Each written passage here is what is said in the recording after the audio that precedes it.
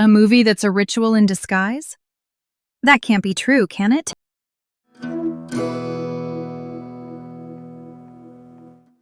Hi, I'm Allie. And I'm Brianne, running on iced coffee and, healthy skepticism today. I'm buzzing. Today's topic is like goosebump central for me. Welcome to the Veil, Unsolved and Unbelievable. Okay, so check this out. Today we're digging into Obsession, that supernatural horror that hit TIFF Midnight Madness, and my theory about its so-called customer service number for the One Wish Willow. Is it more than a prop line? Wait. We're doing a conspiracy about a movie prop phone number. Are we phoning a friend or phoning a demon hotline? Here's the deal. Obsession is Curry Barker's 2025 supernatural horror. It premiered at TIFF's Midnight Madness. Focus Features scooped it up for over $15 million, with Universal Pictures International handling abroad except France, New Zealand, and Russia. U.S. theaters are set for May 2026. Big rollout, big buzz.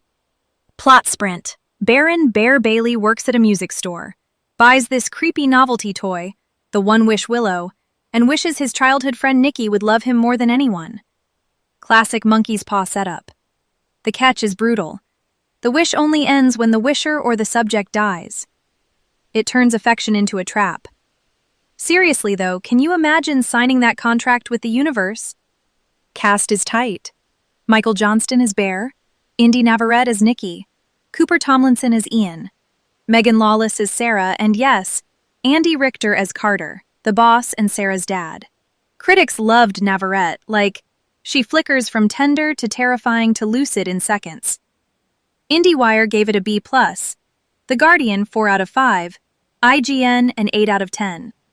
And the Willow actually works in the movie. There's a bit where someone wishes for $1 billion and it literally rains money indoors. So we're not subtle metaphor land, we're literal rules land. Yup, hard rules. The film is mean about it. There's the cat Sandy, oxycodone, a grotesque sandwich scene, and that ultra-violent head smashing that they trimmed by 6 or 7 strikes to dodge an NC-17. Barker and DP Taylor Clemens shoot center composed with a ton of headroom. It makes rooms feel like pressure cookers. Production designer Vivian Gray remodeled a Burbank house to control the layout, and Rock Burwell's score threads this twisted romance vibe with dark comedy needle drops.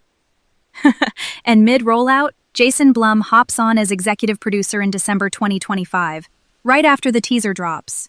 Focus Fest. Then South by Southwest screenings keep the buzz hot. On paper, it's a great festival-to-wide pipeline. Cool. But here's where it gets weird. My theory. Conspiracy alert. Go on then. So this is my theory.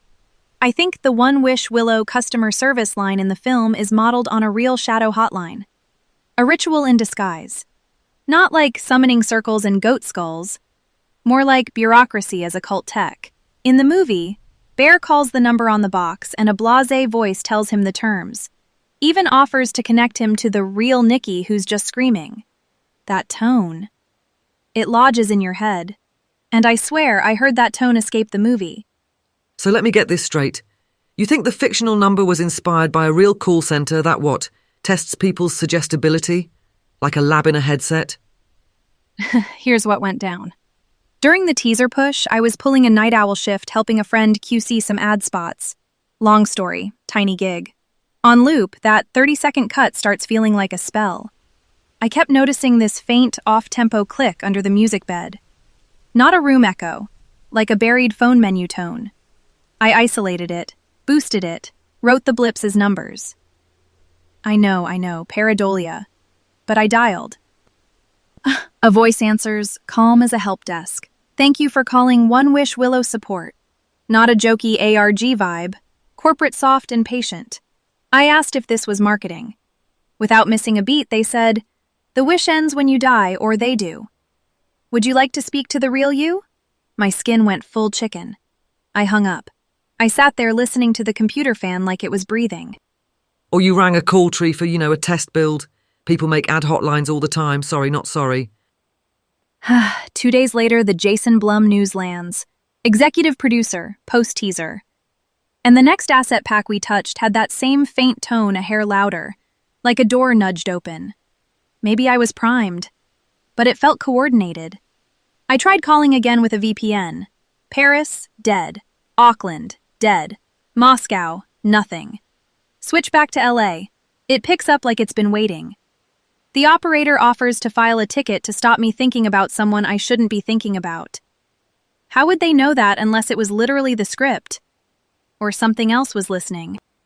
Add the weird exclusions on the rights deal. France, New Zealand, Russia carved out. People will say pre-sales, sure, but I tested the call with those regions and got nothing. Then think about the film's form. Center frames with extra headroom. Rooms like instruction manuals. A remodeled house to control every sightline. Violence trimmed just enough for the MPAA. It's like the whole project is calibrated to feel procedural, like you're being trained to accept terms and conditions from a supernatural contract. And inside the movie, the wish is literal. Ian makes the billion-dollar wish. Money pours from his ceiling. The phone line is literal. Customer service for a curse. Nikki flips from devotion to paralysis to feral protection. Then moments of lucidity where she begs Bear to kill her before the obsessive side wakes.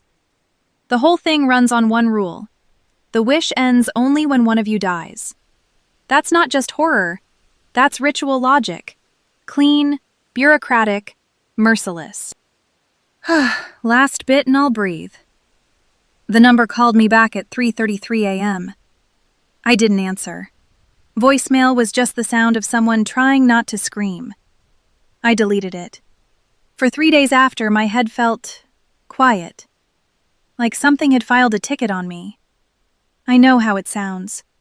But with Bloom's late attachment revving the machine, the steep price tag, the carved-out territories, the procedural vibe, and that voice, I'm telling you, a film can be a ritual if enough of us perform it. All right. Deep breath. Here's my read. 1. The hotline idea screams marketing gimmick or an internal QA line you stumbled onto. Studios and distributors spin up call flows. Sometimes they leave them half hidden for fans to discover.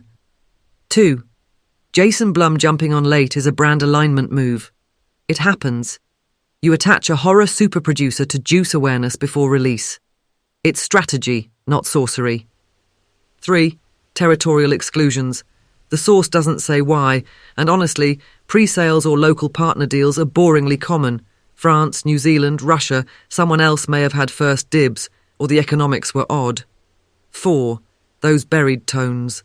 Could be watermarking tones, anti-piracy beeps, or a misheard rhythmic bed. Your brain is an exquisite pattern finder. I love it, but it does lie to you sometimes. And the film itself tells you it's a constructed monkey's paw fable. Barker literally cites The Simpsons' Monkey's Paw episode. The phone line's blasé voice is satire, bureaucracy as monster. The cinematography's centre framing and extra headroom are a design choice to make you feel boxed in. It's not an instruction manual, it's vibes doing psychology. That you felt trained is proof the craft worked, not that a demon has a help desk. I hear you. But marketing doesn't usually tell you, hey, the wish ends when you die. Or they do, with that exact bored tone. And those geofence deadlines lining up with carve-outs is a little too cute. You can call me primed. I call it pattern with teeth. I call BS on the occult bit, but I'll give you this. The film's customer service gag is brilliant because it feels real. We've all been trapped in systems that don't care. That's why it lands. That, and Inda Navarrete absolutely tearing through the role. Back to the story. Whether you think it's a ritual or not, obsession makes you ask where consent ends and compulsion begins. If love is forced, it's horror. And if a phone line can tell you who you really are, maybe it's been listening the whole time. Or maybe our perceptions, shape the monsters we see. The point is, we bring half the ghost to the haunting.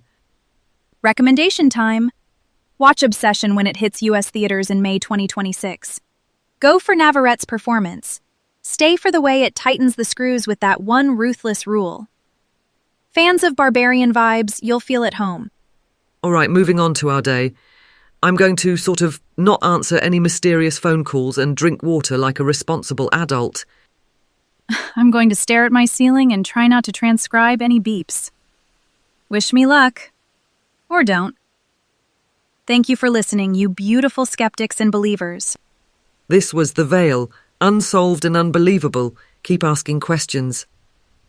And keep your phone on silent after midnight just in case. Bye!